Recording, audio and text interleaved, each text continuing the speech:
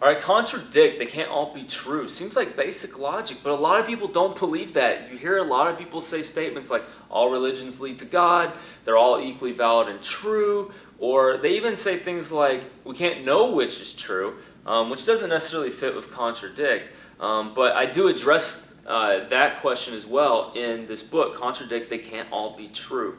I intentionally wrote the first 6 chapters in a non-Christian voice. I want a person to be able to pick this up and just hear the basic facts about why people today believe that all religions are true or that all lead to God, and then be able to move into know why that can't be true because they contradict each other by teaching the world's religions what I consider to be as objectively and non-biased as possible as a Christian.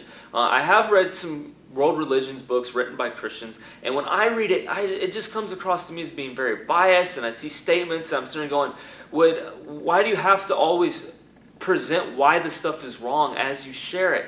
And so the way I wrote it, I think if you have someone who you would love to hear the gospel message and know its truthfulness, you should be able to take this and give it to them.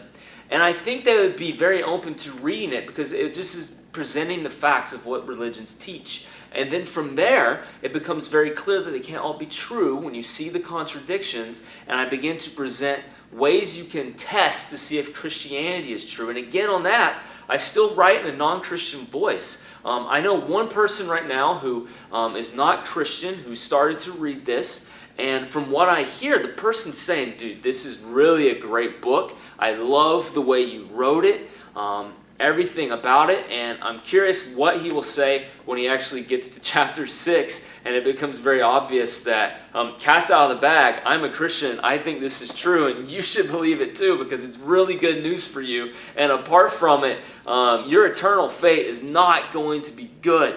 So I want to see where he's going to get to that point, but definitely just know that this is something I really encourage you to get multiple copies of to share with people that you know are lackadaisical about religion or have no religion at all. Because I do think that if Christians can begin to present Christianity not just from the standpoint of I know Christ is true, but also say I know what other religions teach, and this is how Christianity is different, and this is why it's true, and the others are not. I think we would really begin to give an impression of being informed and not just arrogant or ignorant when we say we're right and you're wrong. And I hope this will be a tool for you to use in the relationships that you have. God bless you, and I look forward to hearing feedback from you. Just find my email address to contact me on contradictmovement.org.